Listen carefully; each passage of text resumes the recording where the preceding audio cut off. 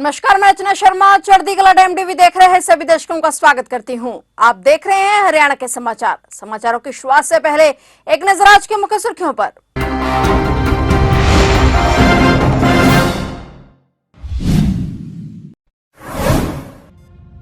अंतर्राष्ट्रीय गीता महोत्सव 2024 का आगाज। महोत्सव का शुभारंभ करने पहुंचे राज्यपाल बंडारू दत्तात्रेय। कुरुक्षेत्र विकास बोर्ड की ओर से सभी तैयारियां पूरी, सुरक्षा को लेकर खास इंतजाम।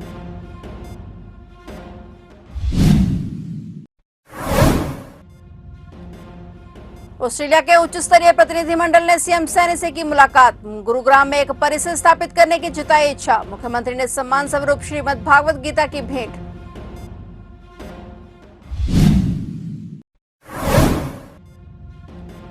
जत्थेदार बलजीत सिंह दादूवाल ने किया बड़ा ऐलान। जत्थेदार ने श्रोमणी अकाली दल आजाद पार्टी का किया ऐलान। हरियाणा से गुरुद्वारा प्रबंधक कमेटी करेगी चुनावों की अध्यक्षता।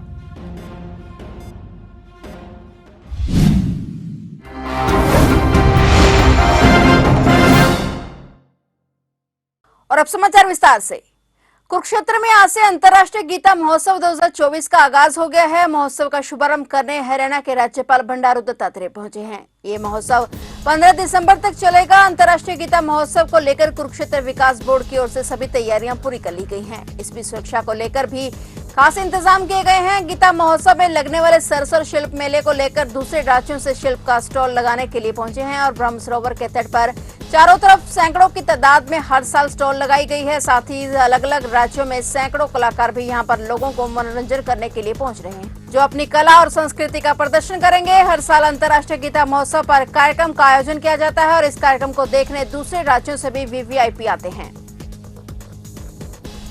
मुख्यमंत्री नायब सिंह सैनी के नेतृत्व में हरियाणा तेजी से शिक्षा के क्षेत्र में वैश्विक केंद्र के रूप में उभर रहा है और कई देश हरियाणा में अपने परिसर स्थापित करने में रुचि दिखा रहे हैं। और इसी के तहत ऑस्ट्रेलिया के 6 मुख्य विश्वविद्यालयों के एक संघ के प्रतिनिधिमंडल ने ऑस्ट्रेलिया उच्चायोग के उपायुक्त निक मैकक्रैफे के नेतृत्व में मुख्यमंत्री नायब सिंह सैनी से मुलाकात की। प्रतिनिधिमंडल ने स्नातक पाठ्यक्रम प्रदान करने के लिए गुरुग्राम में एक परिसर स्थापित करने में गहरी रुचि व्यक्त की। मुख्यमंत्री नायब सिंह सैनी ने प्रतिनिधिमंडल का स्वागत किया और उन्हें एक मौजूदा भवन और अन्य सभी आवश्यक सुविधाएं प्रदान करने सहित राज्य सरकार की ओर से पूर्ण सहयोग देने का आश्वासन दिया। इस संबंध में जल्द ही एक एमओयू पर हस्ताक्षर किए जाएंगे। मुख्यमंत्री ने कहा कि राज्य सरकार ने विदेश सहयोग विभाग बनाया हुआ है, जिसका कार्य इस प्रकार की आवश्यकताओं को पूरा करना है। बैठक के बाद मुख्यमंत्री ने प्रतिनिधिमंडल के सदस्यों को सम्मान स्वरूप श्रीमद् भागवत गीता भेंट की।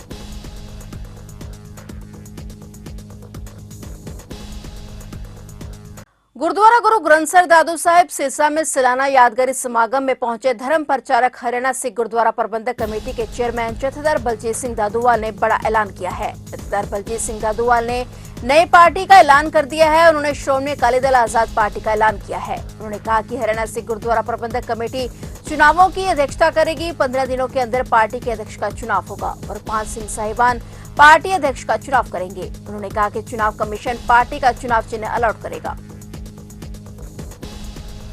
हरियाणा से गुरुद्वारा प्रबंधक कमेटी दी चोण लड़न वास्ते जो गुरमुख प्यारिओ साडा सांझे तौर ते हरियाणे दीयां संगतां दा आशीर्वाद लैण वास्ते जो पार्टी गुरमुख प्यारिओ गठन की जा रही है, जिहड़ी हरियाणा चोण कमीशन है साडा, जो गुरुद्वारा चोण कमीशन उहदे कोल रजिस्टर करवाई जाएगी, निशान अलॉट कराया जाएगा ते फिर जिहड़ियां इलैक्शनां ने ओह लड़ियां जाणगियां। 5 जकारियां दे अंदर तुसीं स्वागत करना।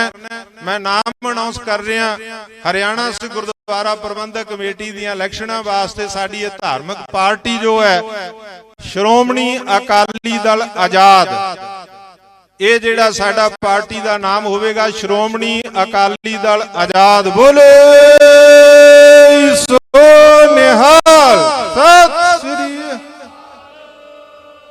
श्रोमणी अकाली दल आजाद ये पार्टी दा नाम होवेगा और साडे सारे ही मैंबर ते अहुदेदार सत्कारयोग ने। साडे मौजूदा साबका अहुदेदार भी, साबका मैंबर भी, मौजूदा भी, ये सारे ही सत्कारयोग ने। पर 5 नूं चुनिया गया, उन्हां दी सिर्फ ड्यूटी है प्रधान दी चोण करन तक।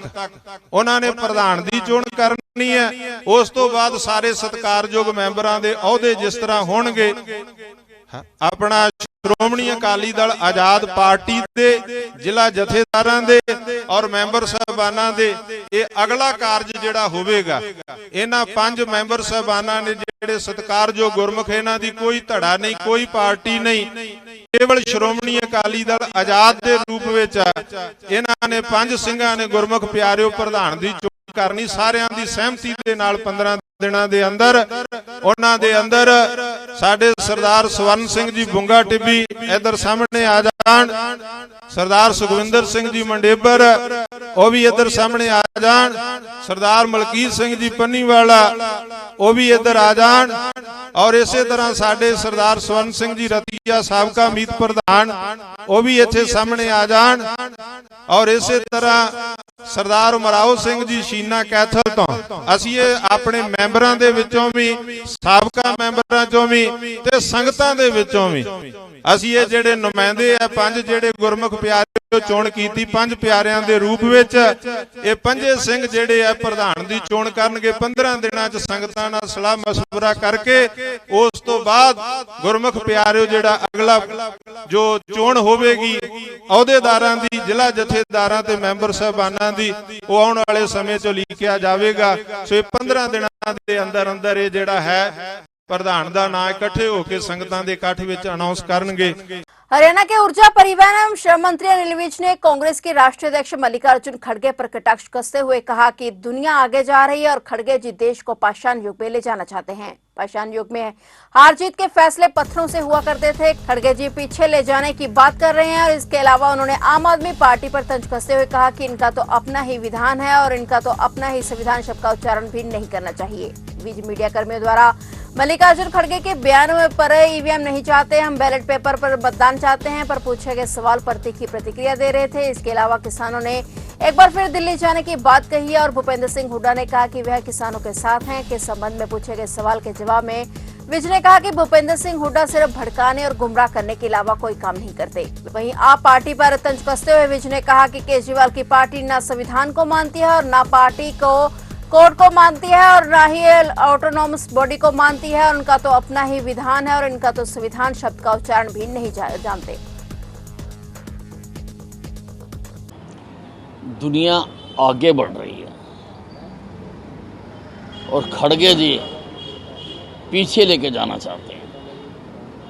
ये तो देश को पाषाण युग में लेके जाना चाहते हैं। पाषाण युग में हार जीत के फैसले पत्थरों से हुआ करते थे। खड़गे जी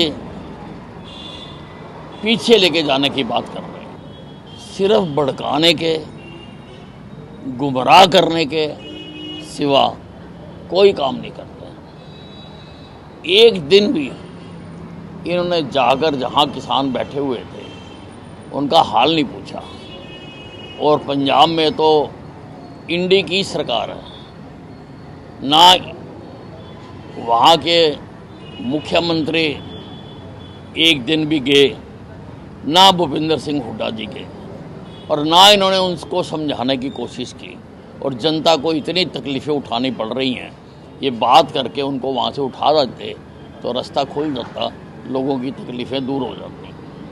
केंद्र सरकार के कर्मचारियों की तर्ज पर अब हरियाणा में भी 5वें और 6ठे वेतन आयोग के अनुसार वेतन पेंशन ले रहे सरकारी कर्मचारियों और पेंशनर्स को ज्यादा महंगाई भत्ता मिलेगा। 6ठे वेतन आयोग का लाभ ले रहे कर्मचारियों और पेंशनर्स के महंगाई भत्ते में 7% की बढ़ोतरी की गई है। उन्हें 239 की बजाय अब 246% डीए मिलेगा। वहीं 5वें वेतन आयोग के अंतर्गत वेतन लेने वाले कर्मचारियों और पेंशनर्स का डीए 12% बढ़ा है। उन्हें 443 की बजाय 455% महंगाई भत्ता दिया जाएगा। बढ़ा हुआ महंगाई भत्ता 1 जुलाई 2024 से लागू होगा। केंद्र सरकार ने बीते 15 नवंबर को 5वें और 6ठे वेतन आयोग के तहत कर्मचारियों का डीए बढ़ाने की घोषणा की थी।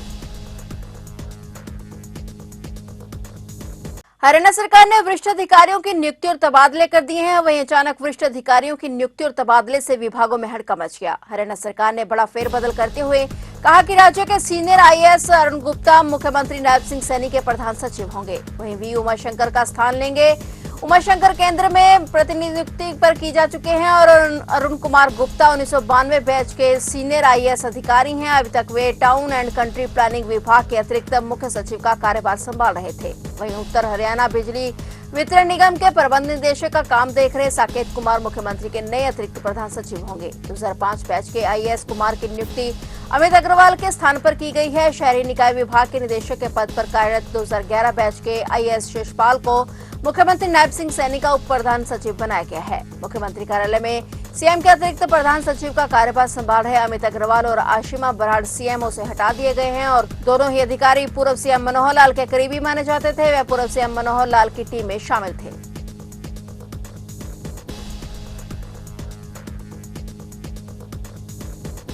कांग्रेस छोड़ भाजपा में शामिल हुए हरियाणा के बॉक्सर विजेंद्र सिंह दिल्ली में विधानसभा चुनाव लड़ सकते हैं। इसकी चर्चा तब शुरू हुई जब विजेंद्र सिंह ने अपने सोशल मीडिया अकाउंट पर भाजपा के राष्ट्रीय महासचिव विनोद तावड़े के साथ एक फोटो शेयर की और इस फोटो में विजेंद्र पंच दिखाते हुए नजर आ रहे हैं। बता दें कि विजेंद्र सिंह इससे पहले दक्षिण दिल्ली लोकसभा से कांग्रेस के टिकट पर चुनाव लड़ चुके हैं और हालांकि उस चुनाव में उन्हें हार का सामना करना पड़ा था और अब वह भाजपा से चुनाव लड़ने की तैयारी कर रहे हैं। इन चर्चाओं पर विजेंद्र सिंह के भाई मनोज बेनीवाल का कहना है कि अभी कुछ भी कहना जल्दबाजी होगी। पार्टी जो जिम्मेदारी विजेंद्र को देगी वह अच्छे से निभाएगा। बॉक्सर विजेंद्र सिंह ने 2019 में कांग्रेस पार्टी की सदस्यता ग्रहण की थी। पहले ही चुनाव में पार्टी ने उन्हें दक्षिण दिल्ली में उतारा था और इस चुनाव में उन्हें भाजपा नेता रमेश बेगुड़ी से हार मिली थी। इसके बाद विजेंद्र सिंह राजनीति में उतने एक्टिव नहीं रहे। इसके बाद 2024 के लोकसभा चुनाव से पहले वे भाजपा में शामिल हो गए।